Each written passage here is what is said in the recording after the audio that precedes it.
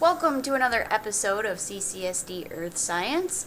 Today we're going to take a look at Earth's natural satellite, our moon. And to start off, we're going to take a look at where our moon came from. Some of the different theories about where they think we got our moon. Now the first one here is that an object about the size of Mars collided with the Earth in its early stages. So there was still a lot of molten material, and during that collision, a lot of gas and debris ejected from the Earth, and that mixed with this Mars-sized object to create the moon. And they think that it would have taken about 1,000 years for that to form. Another theory is that the moon was captured by Earth's gravity as it was passing by. So there was something out in space, it came near Earth, and it just kind of got stuck in orbit around us. The third one is that there was a blob, and that would be the technical term, of molten material was ejected from Earth while in its early stages and still molten. So when Earth was first forming, there was a lot of volcanic activity, and possibly some of this material was sent into space and it kind of stuck together, or a term we call coalesced together to form the moon. And then another theory is that it was kind of just leftover material from the Earth forming, and it was out in space and just kind of came together and formed the Earth, or formed the moon. Now, most of these ideas include some material from the Earth, and that came together to form the moon. And that's because there is material on the moon. There's rocks that they've found when they made it there that are similar to rocks that we can find on Earth. So that's why they think that it came from some material of Earth.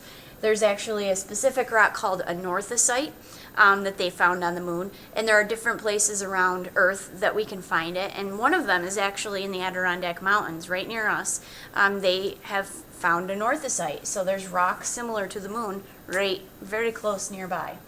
But the theory that they really kind of go along with is this first one, that we had this object collide with Earth, and some of the debris from Earth came together with that object and formed our moon.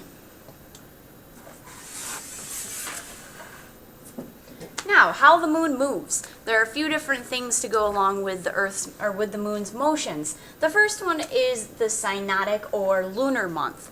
And this is when the moon is going through one cycle of its phases. So as it goes from a full moon through all of the phases to another full moon, or from a new moon through all of its phases to a new moon.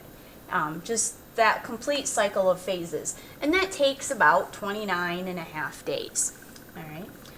The next type of month that we talk about with the moon is a sidereal or sidereal month, and that's the amount of time for the moon to complete one revolution around the Earth. So you can kind of keep the two separate if you remember that there's an R in sidereal and the R in revolution. They kind of go together there.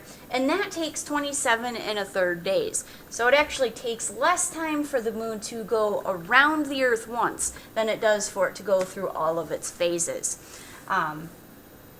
Now the amount of time for it to, right down here, to complete one revolution, that is in your reference table. The period of revolution is on page 15 at the bottom. So you don't really have to memorize that number, but you do need to know 29.5 for the amount of time for it to go through one cycle of phases.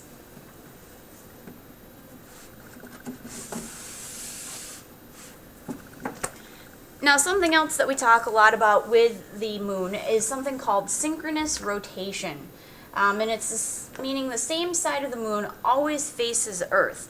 And if we look at this diagram right here, we've got the moon going around the Earth. And if we have this point, and you notice, it's always facing Earth. And it's because as the moon is revolving around the Earth, it's also slowly rotating on its axis as it goes around. So we always see the same side. May I have your attention, please? Amanda Strock, if you're still in the building, please report to the office. Amanda Strock to the main office. All right. Hopefully they find Amanda. All right, so if we take a look at this, we've got rotation and revolution are equal. That is what is causing us to see the same side. And if you think about it, synchronous means something's in sync. The rotation and revolution are in sync with each other.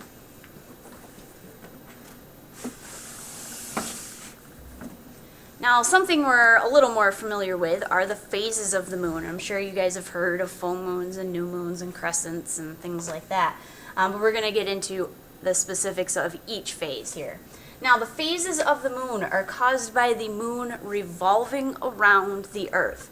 We're seeing different amounts of the sunlit portion of the moon. And that's an important thing that you need to realize is the moon doesn't create its own light. It's the sunlight reflecting off of its surface. Okay.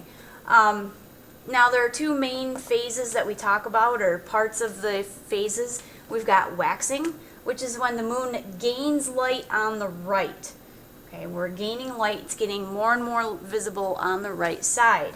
Waning is when the moon loses light on the right. Okay, so we're going to see less and less of it. But both of these things are happening on the right side of the moon. Okay, so anytime you're looking at the moon and you want to know what phase it is, look at the right side of it. Is it lit up or is it dark? And that will kind of help you figure out what part of the cycle it's in. Now, here are all of the phases. Up here it says 29.5 days because that's how long it takes for it to go through all of its phases. And if we start over here with the new moon, you can't see any of it. If you look at the sky and you try to find it, you can't see it because it's not visible. But as it continues in its path around the Earth, we slowly start to see that we're gaining light on the right. You can see right here, we've got a little crescent. Now, when we say something is a crescent, you have to realize we're not seeing this other side. All we're seeing is this lit up portion. So, because we're gaining light on the right, it's a waxing crescent. And then we continue to gain light on the right. We've got our first quarter. We keep going. We're gaining even more light on the right side of it, where you can see almost all of it, but it's not quite a full moon. So if you look in the sky, you're not going to see this portion. You're just going to see this part right here. And then eventually you're able to see all of the moon. It's completely full, and at that point you're not going to have it lit up any more than it is. So it continues in its cycle, and now it's going to lose light on the right. So right here you can see we're starting to lose a little bit of that moon. And again, if you kind of pretend that that's not there, you can see that it's not a crescent shape. So people get confused because they see that part colored in, but you have to pretend it's not even there. And because we're losing light on the right, it's waning, and we call this a gibbous. Okay, so when it's almost a full moon, but not quite, that's a gibbous. And then we continue to lose light on the right. This is a third, or what we call a last quarter. And then this last stage right here is when it's almost completely gone. We just have this little crescent over here. That's about all we see. We call that a waning crescent. And I know that got a little bit erased there. That's W-A-N-I-N-G. Okay, so that's a waning crescent right there. And then it just gets to the point where it goes right back around where you can't see any of it, and it continues all over again. That's why it's a cycle. It's a continuous, predictable event. Okay, so these are the phases that we would see if we were standing on Earth looking up at the moon. But we're going to take a look at another perspective of it. Okay, there's a lot going on here. Okay, but this is what we would see if we were standing above the Earth in space looking down. So right here is Earth. Now it looks like we've got a bunch of half moons. But what we're looking at here is you've got the sun's rays. And you notice that on all of these pictures on the outside and right here on Earth, the right side is lit up. And that's because that's where the sun is. Even Earth doesn't produce its own light. The light is from the sun. Okay? Now, if you are standing on Earth looking at the moon, just pretend that's not there. If you're looking at this, you can't see anything because the side that's lit up is opposite of where you are. So that's what you would see on Earth. You would see a new moon. Now, as the moon continues in its orbit around the Earth, this side is still lit up, but the amount that we see changes. Okay? And the way that I like to do this is I cover up the outside of this orbit, the green arrow or the green line, if you cover that up on your, that outside part on your paper, and you stare up at the moon, you're going to see that there's only a little bit on the right side that's visible. So we're gaining light on the right. That's what we would see on Earth. Just a little bit visible on the right side, and we call that a waxing crescent. It's waxing because we're gaining light on the right, and it's a crescent because it looks like a crescent. Okay. Now we go on to our next phase. Again, if we cover up that outside part of the orbit, and you look up, this side is lit up, that side is dark, and it would look like that. That's not a half moon, okay? We don't have any half moon phases. That's called a first quarter. Continues on around. Again, if we cover up that outside part, now we can see that a lot of it is lit up on the right, and there's just a little bit on the left that's dark. That's what we would see on the Earth, okay? And that's actually a waxing gibbous. Fix that.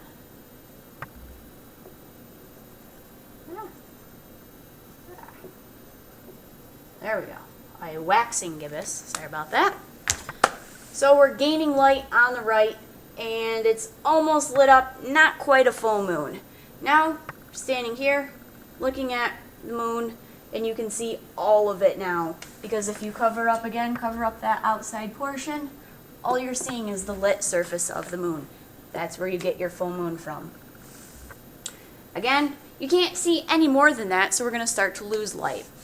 So, this is where it gets kind of tricky when we start doing these down here. What I would recommend is just take your paper, if this was a question or worksheet that you're doing, just take your whole paper and turn it around. Because if you cover up this outside part, again, and you imagine what it looks like when you're looking down, if you had this facing the other way, you would see that the right side is starting to lose light, but it's mostly still lit up, like we see here. Okay, this is our waning gibbous. We're losing light on the right, so it's waning. Right here, again, if we look down, we cover up that outside portion, and kind of turn your head or turn the paper. This side, the right side is lit up, is dark, and then the other side, the left side, is visible, like that. And then the last phase here, cover up that outside portion. You have just a tiny little bit on this side that's visible. And that's right there, your waning crescent, okay? So these are your phases, and the thing you need to notice is that as the moon is going around the Earth, that's when you see the different phases. So moon's revolution around the Earth is why we have the different phases.